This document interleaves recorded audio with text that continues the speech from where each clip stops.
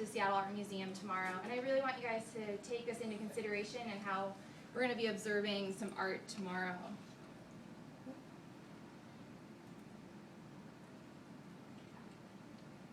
So we're going to be talking about something called conceptual art. I mean, you take a second, you can talk with a partner, you can do it on your own on a piece of paper, just a scratch piece. Try to put these 6 images in order of progression. Which art gets better, and how do they progress? What's good art? Try to put them in order for yourselves.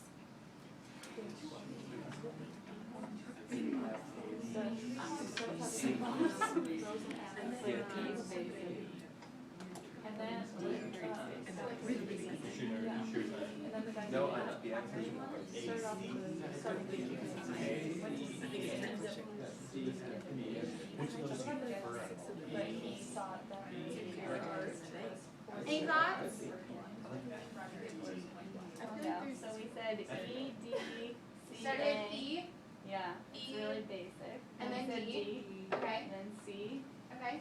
And then A. And then B. And then F. This is your final one. Yes. We kind of felt like the 6 of them don't super fit together. Like there are like the tree idea and the box idea. So here are the 2 trees, and then So- we've got. So we were kind of put the boxes in progression from E to C to A, and then the trees in progression from and then the trees in progression from D to F to B. Right. So 2 different sets completely. Yeah. Great. Okay. So what we're actually looking at is a progression of a specific artist. It's going to start with B, go to F, D, A, C, and E historically. Obviously, we have our own opinions, and thank you all for sharing those. Who we're talking about today is Petit Mondrian, who's first born as Peter, and he was born in 1872 in the Netherlands. At the same time that he was born, Yellowstone became a national park, and the first U.S. patent was written and used. This was Petit's early style. It's hard to see with the sun, but when he was 20 years old, he went to school to become a teacher. And he had a very painterly, he used a lot of brush strokes. What do you guys see here? Layers, okay. I see a cow. A barn, there's Atmosphere, stream, yeah, river, some landscapes. Yeah. We can all tell what's going on, right? You can kind of pick out some objects. And the example B was the first one of his early work. When he was 30, he moved to Paris. It's like the Portland of today. It was pretty trendy then.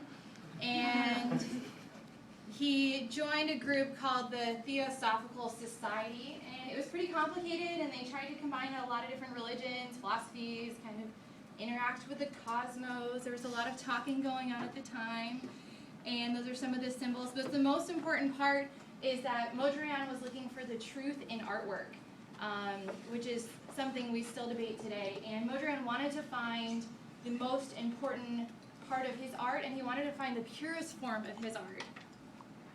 And he started hanging out with other people in Paris. So Picasso and Baroque were there at the same time.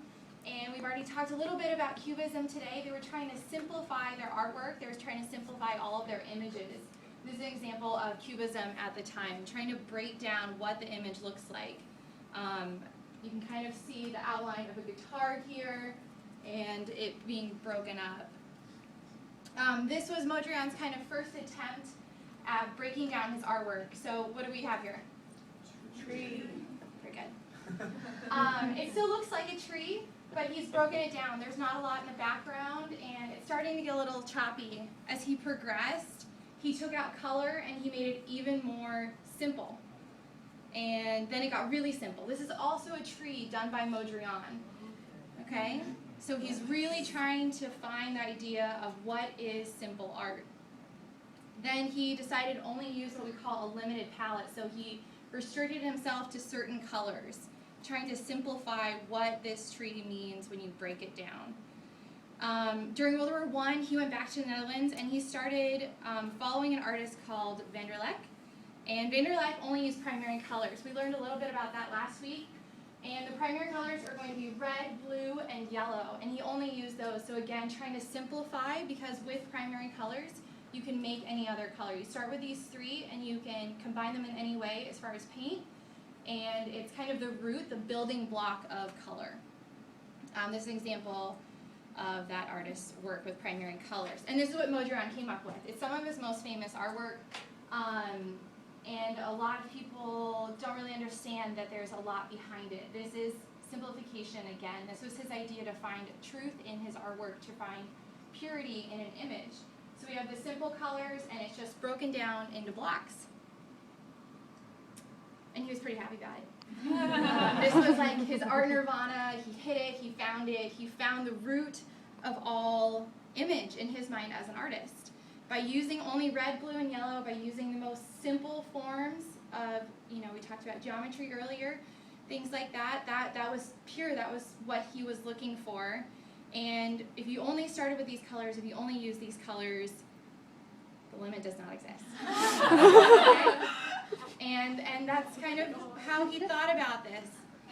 So, when you look at all of his artwork, it's not that there's good art and bad art, but that he had a process.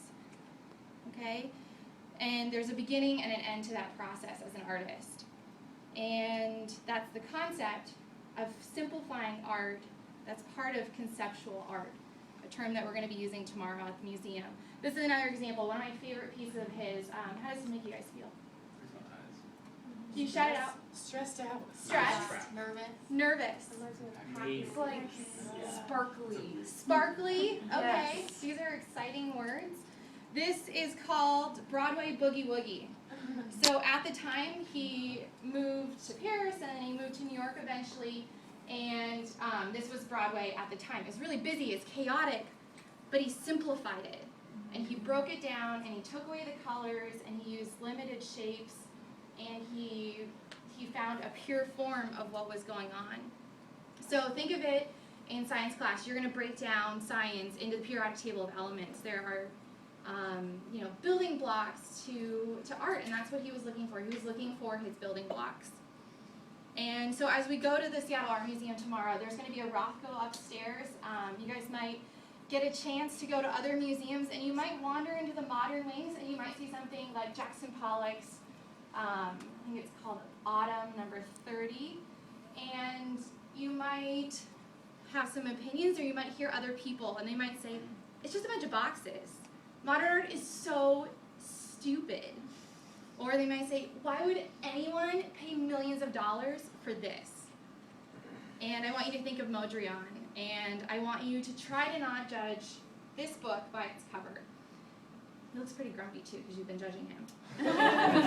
And I want you, when you look at art like this, when you look at conceptual art, when you look at simple art, I want you to remember that simple art came from somewhere, and that even though it's simple, or even though we might be able to do it ourselves, there's a process, and it might not even mean that the artist wasn't capable of doing good art, and that there's a lot more to what we see. So keep that in mind tomorrow as we look at some conceptual art.